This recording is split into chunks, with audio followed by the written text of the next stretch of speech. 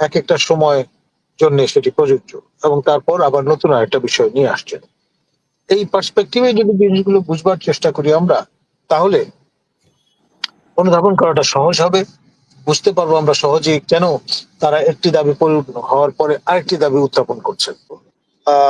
বেগুনি বরণ ধারণ করেছে এবং তা খবরের কাগজ দিয়ে ঢেকে রাখতে হয়েছে। এই দৃশ্য এখনো আমার চোখে ভাসে। সুতরাং এখানে তাদের চেয়ে বড় হারে হারে আর কারো পক্ষে বোঝা সম্ভব নয়। মেটিকুলাসলি কাজ করা মানুষ, না বুঝে তাৎক্ষণিক কোন চিন্তার বশবর্তী হয়ে এই সময়টায় এমন বক্তব্য রেখেছেন সেটা আমি মনে করি না। আপনি যথেষ্ট স্পর্শকাতর মানুষ এবং সংবেদনশীল। আমরা যেমন তিনি যখন দপ্তরবিহীন মন্ত্রীর মর্যাদায় দায়িত্ব পালন করছিলেন মাননীয় প্রধান উপদেষ্টার সঙ্গে, সেই সময় যে কয়েনেজটা হাজির করা হয়েছিল আপনার সুরঞ্জিত সেনগুপ্তের স্টাইলে, উজিরে খামাখা, অর্থাৎ দপ্তরবিহীন মন্ত্রী, তো সেইটা মানে তাকে স্পর্শ করেছে এবং তিনি পরে ওই ঝামেলা হাত থেকে ফেলে দিয়ে আপনার তথ্য মন্ত্রণালয়ের দায়িত্ব নিলেন, আপনার সীমায়িত করলেন, মানে পুরো বিস্তৃত পরিসর থেকে সেটা নির্দিষ্ট একটি দায়িত্বে আসলেন, এসে তারপরে আপনার এই জাতীয় মন্তব্য হাজির করা শুরু করলেন। এবং সেগুলো আপনার বিপ্লবোত্তর কালে আপনার রোডম্যাপটা কেমন হবে, কোন বিষয়টা কোন বিষয়ের পরে নির্ধারণ করতে হবে, এই বিষয়গুলো যে পথ পরিক্রমা তার অংশ, বা আপনার রোড ম্যাপ যেটাকে আমরা বলছি। এখন বড় রাজনৈতিক দলগুলো তাদের মতো করে রোড ম্যাপ দাবি করছেন নির্বাচন ডি ডে সেটা ধরে, আর তারা যেহেতু নবীন দল এবং বিপ্লবের কাণ্ডারি, সেই জন্য তারা তাদের মতো করে বৈপ্লবিক কায়দায় এক একটা বিষয় ফ্ল্যাগ আউট করছেন, এক একটা সময় জন্য সেটি প্রযোজ্য, এবং তারপর আবার নতুন আরেকটা বিষয় নিয়ে আসছেন। এই পার্সপেক্টিভে যদি জিনিসগুলো বুঝবার চেষ্টা করি আমরা, তাহলে অনুধাবন করাটা সহজ হবে। বুঝতে পারবো আমরা সহজেই কেন তারা একটি দাবি পরিপূর্ণ হওয়ার পরে আরেকটি দাবি উত্থাপন করছেন, আবার সময়সীমাটা প্রসারিত হচ্ছে। এটি একেবারেই বস্তুনিষ্ঠ একটা বিষয়। এটা ভাবাবেগতাড়িত কোনো বিষয় বলে আমি মনে করি না। ধন্যবাদ।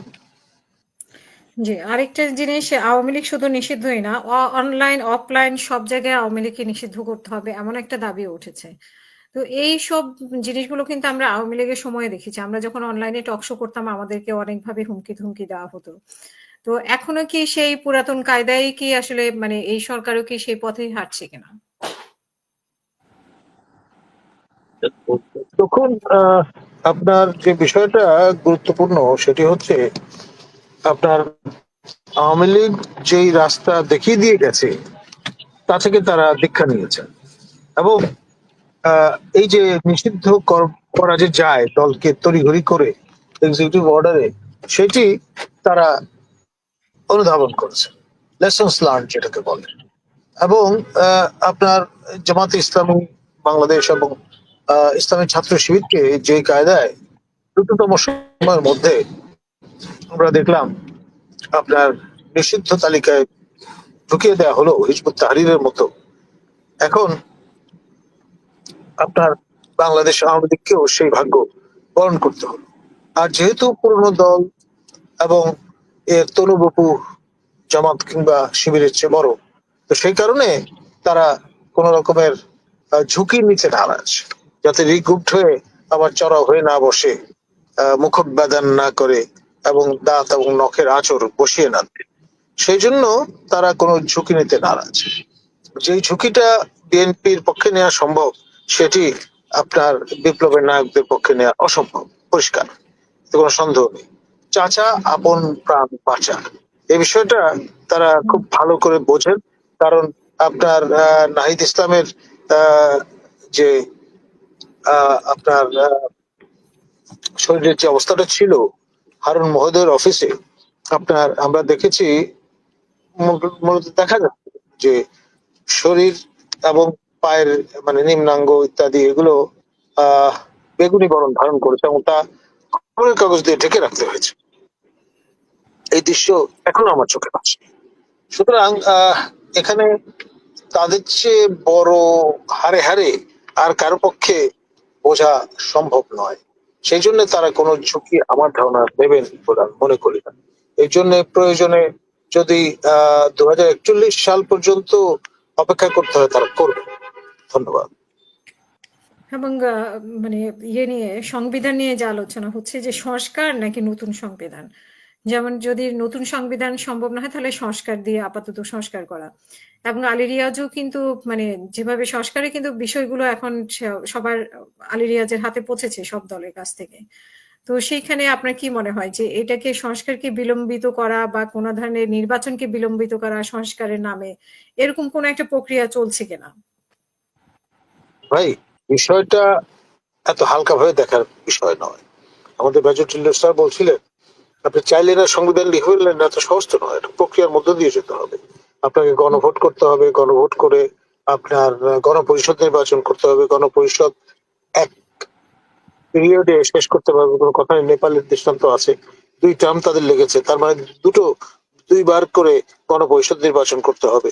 এবং সেই কারণে কিন্তু আমি 2041 ইঙ্গিতটা দিয়েছি বা কাছাকাছি সময়। এবং যত দিন যাবে তত তারা কনসলিডেট করতে পারবেন, তাদের শরীর পুরুষ্ট হবে দল হিসেবে এবং সমর্থক বাড়বে। এবং যারা নিশ্চিত হয়ে যাবে যে আগে যারা আনুগত্য দেখাতেন পুরনো দলটির প্রতি, তারা যখন নিশ্চিত হয়ে যাবেন যে কোনো অবস্থায় এদের আর ঘুরে দাঁড়াবার কোনো সুযোগ নেই এবং তারা আর কখনো ক্ষমতা আসবেন না, এই ব্যাপারে কনভিন্সড হয়ে গেলে তখন কিন্তু সমর্থক কর্মীর অভাব হবে না। ধন্যবাদ।